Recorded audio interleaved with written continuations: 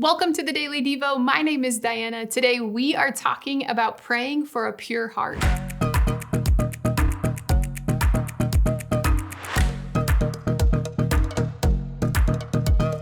Are you someone who tries to carry all the groceries into your home in one trip? Or are you good and perfectly okay with taking multiple trips from the car to your home? Well, I am one of those people who loads up all the bags on my arms and I try to carry everything inside in one trip. Phew, the loads are often so heavy to manage, I end up dropping something along the way. But what do you do when something is too heavy for you to carry on your own? Well, there's a prayer of David's. He was a king, he was a shepherd, he was a man after God's own heart, and he was not perfect, but he always came back to God. And he wrote a prayer that you and I can use as our own. Now, King David, at this particular moment, he had just been caught in his sin. He had misused his power. He slept with another man's wife. He killed the husband. He was wrong. He had sinned. And Psalm 51 is this glimpse into his conversation with God. And it shows us how he faced his sin, he acknowledged it before God, and he repented. We're just going to look at one verse, but I encourage you to read all of Psalm 51 today. And David, this is what he says in Psalm 51, verse 10. He says, "Create in me a clean heart, O God.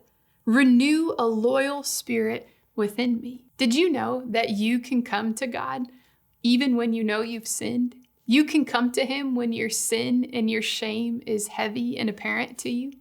You can acknowledge the wrong, the shortcomings, the sin in your life all before God. You don't have to pretend it's not there, avoid it, step over it. You can actually come to God and ask God for his forgiveness and his restoration. David did that. He says, "God created me a pure heart, renew a steadfast, a loyal spirit within me." God, I'm broken. I've caused sin and it's splattered. Would you wash me and forgive me and bring me from life to death? Would you purify? You see, David, he's not downplaying the consequences of his actions here. He's standing before God, accepting what he did, acknowledging what he did, and asking God for restoration. You see, carrying the weight of your sin and shame, it's a load you no longer have to drag around. You can turn to God because of Jesus. You can confess, you can repent, and know that you are invited to ask God for a purified heart, a renewed and steadfast spirit.